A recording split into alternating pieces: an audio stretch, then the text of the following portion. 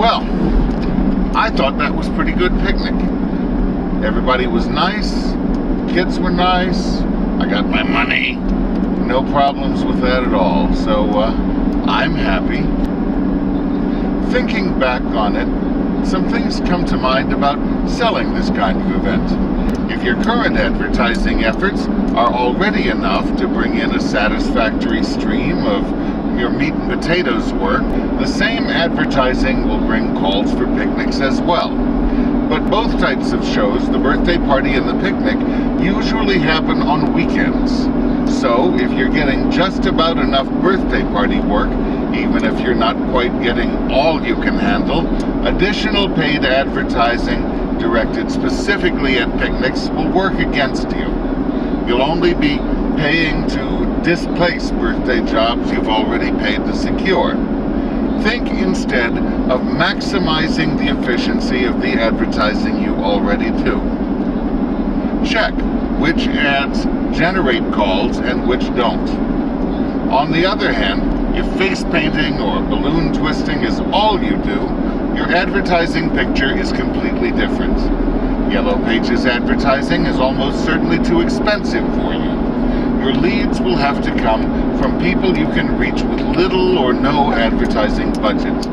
What you need more than anything else in that case is exposure to get your work and your contact information making a direct impression on as many people as possible. You have to be very consciously and constantly marketing yourself. And it's easy to slip back into a comfort level that's lower than the target you originally set for yourself. Effective advertising is not free. It either costs in money or in effort. Get well-designed business cards and pass them out like candy. Leave 4 or 5 on store windowsills. Post them on bulletin boards anywhere you can. Make a good flyer and post that everywhere you can.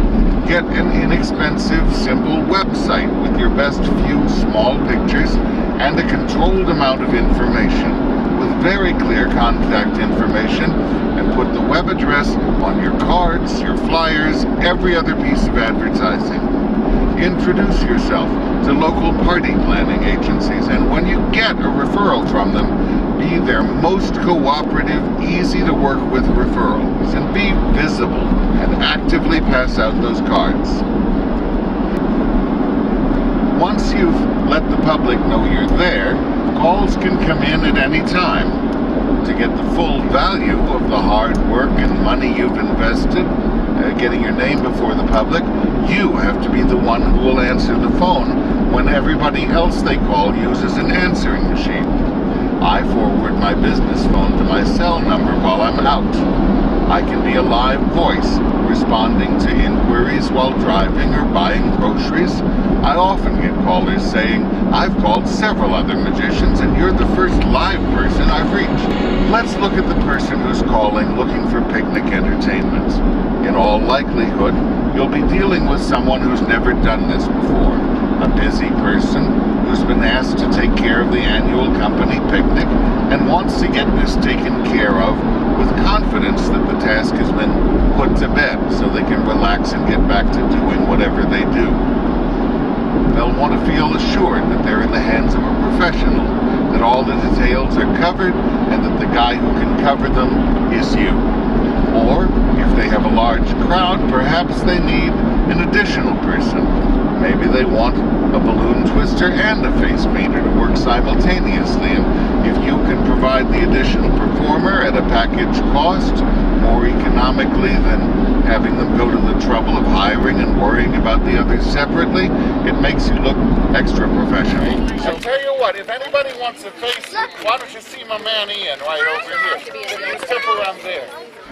So how can you stand out as the performer to hire? You want to give the impression that you care about making the caller's people happy and that you're fully able to do that. So stop telling the caller what you do. Stop telling them how good you are. Stop telling them anything and listen. Ask. Get them talking. Get their name and use it. And give them yours. If you exchange names and use their name, you're halfway to being their friend.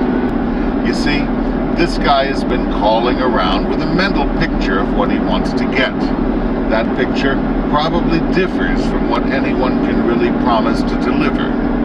Most of the time, they've just been told to get something to entertain the kids, and they don't know exactly what they need. But they create in their own mind a picture of what they should have. The clown is the most elegantly dressed clown they ever saw on TV, probably Ronald McDonald or Bozo, and all the children flock around him doing perfect little song and dance routines straight out of Barney for his entire stay. The face painter, well, he's probably never seen a face painter, but you can bet the face painter he pictures is going to be able to handle 100 kids in an hour and will charge maybe $50 for the whole visit. And keep the kids happy? Why, that means, in his imagination, keep the kids all thoroughly occupied for the entire length of the event. So there's his fantasy. And he sort of knows it's just a shot in the dark, but it's the best he's got and he's sticking with it. So, diagnose his needs, and stop that. Don't start telling him how darn good you are. Tell him that you have experience in handling exactly this type of event. And in your experience, what you can do is what he needs.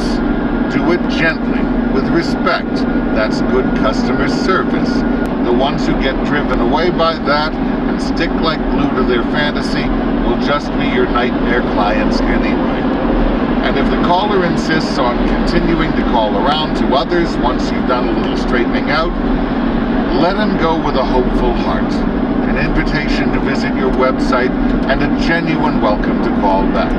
In many cases he will, when your competitors have presented themselves far less well. You're the one entertainer he'll remember as the person who's friendly, who knew what he was talking about, who cared about making his people happy long enough to listen, the one who's done this before and can handle his needs. The occasion for your performance can have a strong impact on all of the services you offer. For instance, if you're performing a Halloween party, you'll want to tell him you can make spider balloons and snakes. If you're doing a 4th of July picnic, tell him there'll be some patriotic tricks like a mismade flag. And you'll definitely want to be familiar with the special ethnic and religious celebrations in your locale.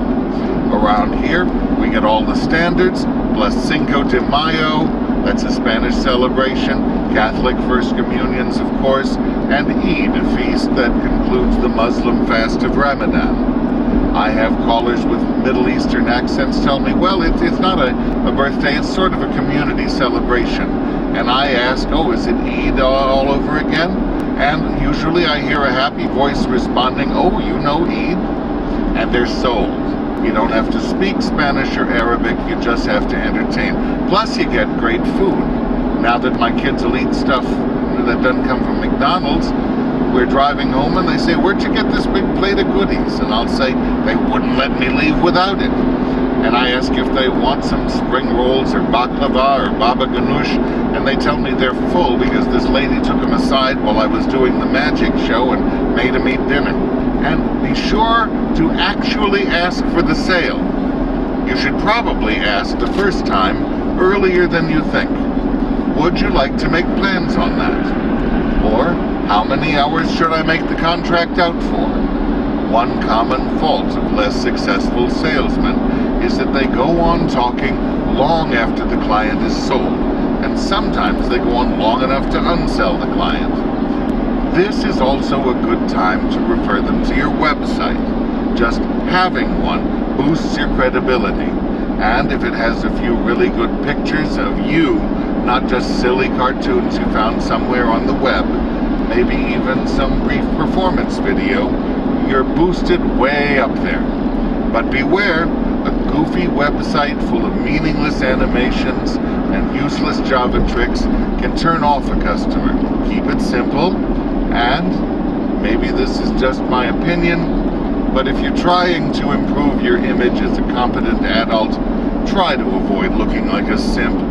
Miss Kissy Poo, the caring clown, will turn off any grown-up with an operating brain. there will be cases where the deal falls through before the event happens. Sometimes, smaller clients wake up in the morning and get a case of sticker shock when they see they've agreed to pay you what amounts to one of their employees' weekly pay for what they see as 2 or 3 hours of work. Or when they look at the whole bill for the picnic and start frantically looking for ways to cut corners.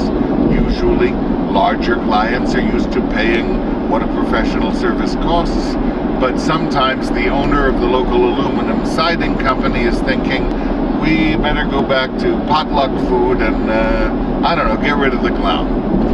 For whatever reason, and you never really find out, sometimes the client doesn't follow through and actually send the deposit needed to close the deal. And I can live with a certain number of never completed bookings. I just can't live with it happening 3 days before the event.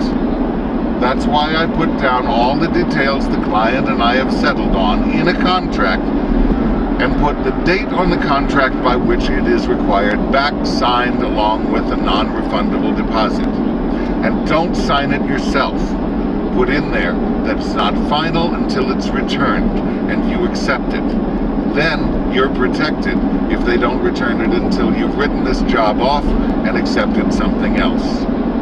The contract helps remind the client that even though you're dealing with fun and clowns and happy kids, this is a business, and it helps actually get the deposit sent, and it helps make sure both sides agree about what I will do, how I plan to execute my duties, what they can expect from me, and what I expect from them. Until then, as far as the client is concerned, the performance is going to exactly match the fantasy, the image they had in mind before they called you.